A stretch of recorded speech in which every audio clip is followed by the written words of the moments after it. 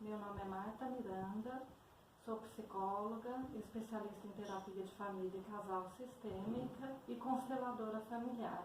Eu resolvi fazer esse vídeo, para explicar a constelação familiar, porque muita gente anda me procurando, perguntando, afinal de contas, o que é a constelação familiar, E a constelação familiar, ela vem sendo assim associada à astrologia, o nome constelação, o termo constelação com astrologia, outras pessoas com espiritualidade, No tocante à astrologia, a constelação se assemelha à astrologia quando a gente pensa assim, tem o cosmo, as estrelas, a lua, o sol, e tudo fica num perfeito equilíbrio. Cada astro tem a sua função, o seu lugar, o seu papel. E nenhum exclui o outro e a gente vive num perfeito equilíbrio cósmico. Quando a gente leva para o âmbito da espiritualidade, da religião, religião é um termo que vem do grego e significa religare, que significa união, religação, inclusão. Então, o que a constelação familiar faz, Quando o movimento acontece, a finalização dela ocorre justamente com os membros dessa família, a inclusão daqueles que por algum motivo foram excluídos do sistema familiar. Então, quando o sistema volta ao seu equilíbrio, assim como a constelação dos astros, tudo tem um perfeito funcionamento, tudo entra em equilíbrio, e isso traz a paz e a leveza para o sistema familiar. Ou seja, quando cada membro executa o seu papel na devida ordem e todo mundo que foi excluído passa a ser incluído nesse sistema familiar, a família passa a ter um equilíbrio saudável, um funcionamento mais leve, E os sintomas passam a desaparecer com a harmonia sistêmica. Bom, de onde veio a constelação, a origem, quem descobriu, A gente sabe que no campo psicoterapêutico, aliás, em outros também, as coisas são construídas, As pessoas vão trabalhando, os terapeutas foram trabalhando, fazendo observações, atendendo indivíduos, famílias, e aí o que aconteceu? Uma terapeuta familiar sistêmica chamada Virginia Satir, uma terapeuta norte-americana, muito renomada e conceituada nos Estados Unidos. Ela é uma expoente na terapia familiar. E ela, na sua prática, com o trabalho com famílias, no trabalho com famílias, ela adotou a metodologia do psicodrama, que foi criado pelo Jacob Levi Moreno. Então, no psicodrama, o terapeuta, ele chama o cliente, Esse cliente coloca ali a sua questão, a dificuldade ou problema, e o terapeuta pede que esse cliente escolha num grupo, que é um grupo teatral, porque a ideia vem do teatro mesmo, O Jacob Moreno, ele era dramaturgo e psicólogo, e ele falava para o cliente assim, agora escolha no grupo alguma pessoa que possa representar você. E dependendo da dinâmica desse cliente, da questão dele, vamos supor, se esse cliente tinha uma questão com o pai, uma dificuldade com o pai, ele pedia para esse cliente escolher uma pessoa ali na plateia que represente esse pai. Então, uma pessoa representa o cliente, outra pessoa representa o pai. E ali, na visualização, o cliente ia colocando como é que esse pai age, ele ia falando, meu pai age assim, age dessa forma, nesses momentos ele é assim, e eu sou assim nessa situação, de modo que ocorrendo ali aos poucos a dramatização da questão, e o cliente visualizava e com isso ele se percebia nesse processo, Ele passa a se perceber e aí o terapeuta vai conduzindo de modo que ele pode ter um movimento mais saudável diante das situações de conflito. Também depois disso, o Jacob Moreno, a Virginia Satir, dentro desse movimento, isso foi mais ou menos descoberto na década de 70, no início da década de 70. Na década de 70, ainda no final dela, o Bert Helling, que é um terapeuta alemão, né, ele mexia mais com a psicanálise, gestalt terapia, análise transacional, ele passou a frequentar esses grupos, né, esses grupos do terapeuta familiar, dos terapeutas familiares, e ele se deparou, alguém apresentou a ele a constelação familiar. E ele, a princípio, ele não entendeu muito esse movimento, mas ele continuou participando como representante. E aí ele percebeu, aqui está o futuro, né? Vou trabalhar a constelação familiar. E o Bert Helling, a partir daí, ele desenvolveu a constelação familiar, né? E o que a gente percebe, né? Ele coloca assim, que há 3 leis que regem o sistema familiar. A lei do pertencimento, a lei da hierarquia e da ordem e a lei do equilíbrio ou compensação.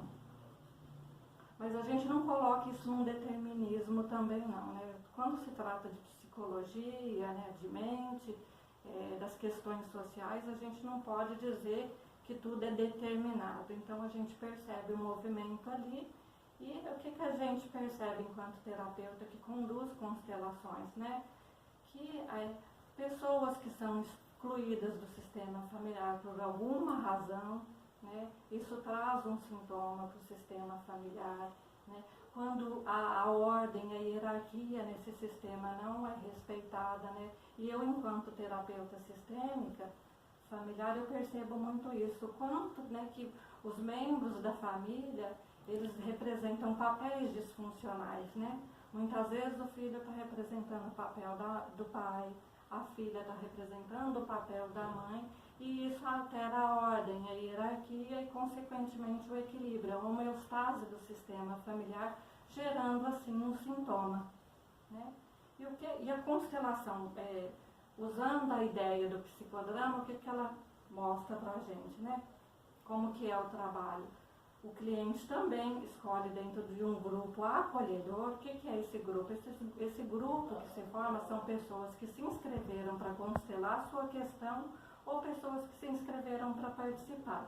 Aí forma-se um grupo pequeno, acolhedor, e o cliente senta-se, né, coloca a sua queixa, sem entrar em questões de mérito, né, em julgamento de mérito, né, porque julgamento aqui, mérito aqui, não tem valia nenhuma, ele não agrega valor na constelação.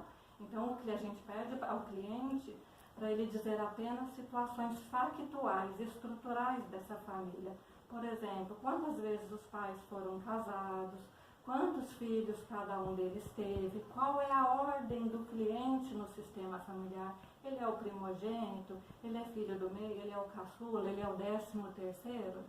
Nessa família teve acontecimentos trágicos, abortos espontâneos, provocados, tragédias, mortes precoces e N situações.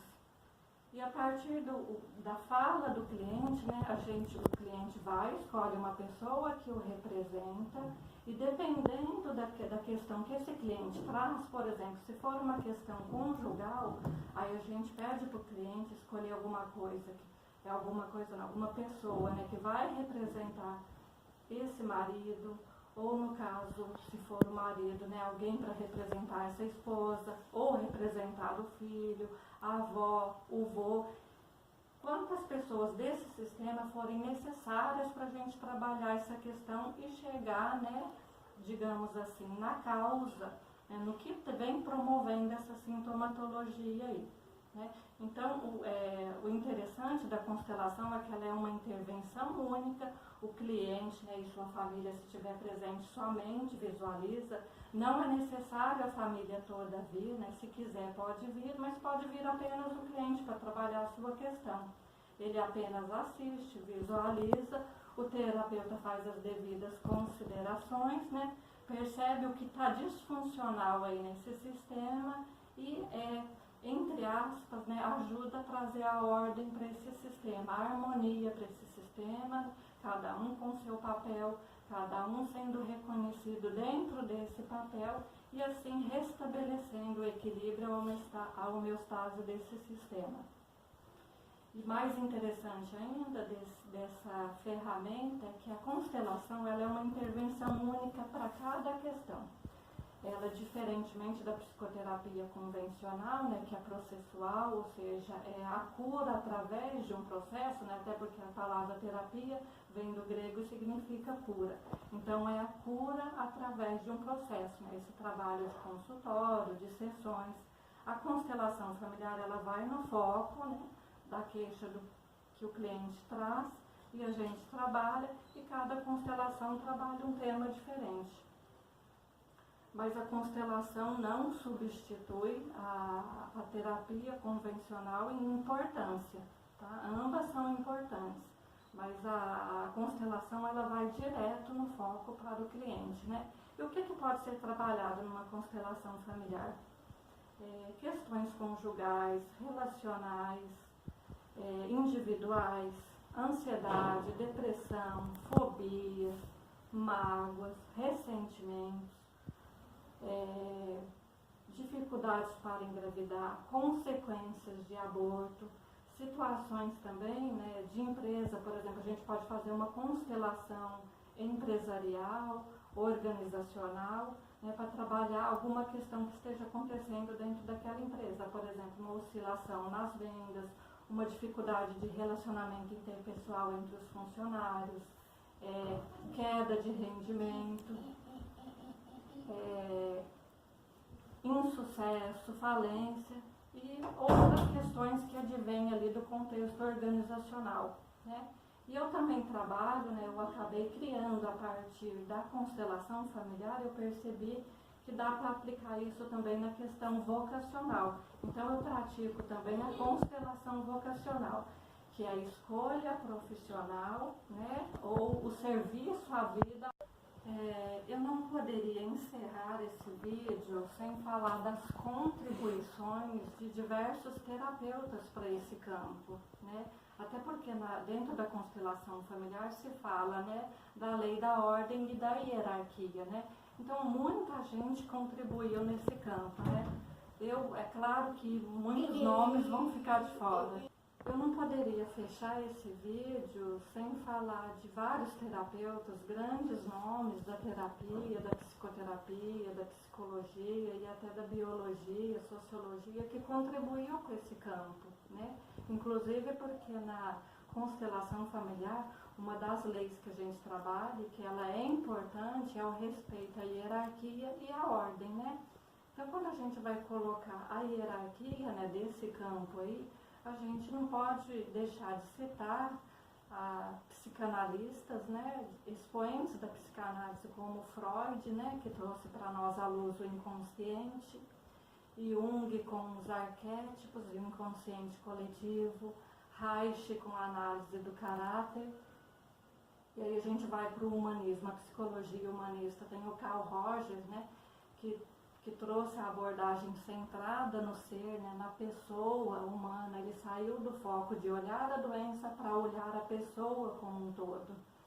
E ele introduziu também um termo cunhado por ele, facilitador de grupo. Então, quando o terapeuta está conduzindo o grupo, ele está facilitando a emergência nesse campo. Tem também, eu não poderia deixar de citar, o Ivan Borsomé-Minaj, que foi a pessoa que contribuiu muito com esse campo quando ele falou das lealdades invisíveis no sistema familiar. Então, assim, muitos dos sintomas, né, que aparecem no sistema familiar se devem às nossas lealdades inconscientes ao nosso campo familiar. Então, muitas vezes a gente não tem um sucesso porque titia, avó, ou vovó, ou vovô, né, foi a falência. E a gente, nessa fidelidade sistêmica, a gente acaba indo contra o nosso sucesso. Então, a gente vai se auto-boicotando e falindo igualmente o titio, avô, vovô, vovó e assim sucessivamente. Quem também contribuiu muito com esse campo foi Moni Eucaim.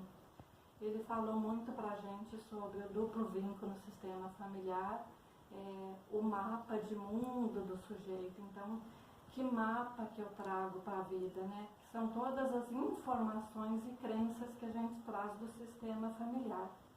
Bom, eu vou parar por aqui porque eu não posso me estender muito aqui nesse vídeo, senão ele vai ficar muito extenso. Então eu vou encerrar por aqui. Quem sabe mais para frente a gente não faça um novo vídeo aprofundando um pouco mais nas leis sistêmicas e na contribuição que esse campo vem dando à humanidade. Caso vocês tenham dúvidas, entrem em contato comigo através das redes sociais ou deixe aqui nos comentários abaixo do vídeo.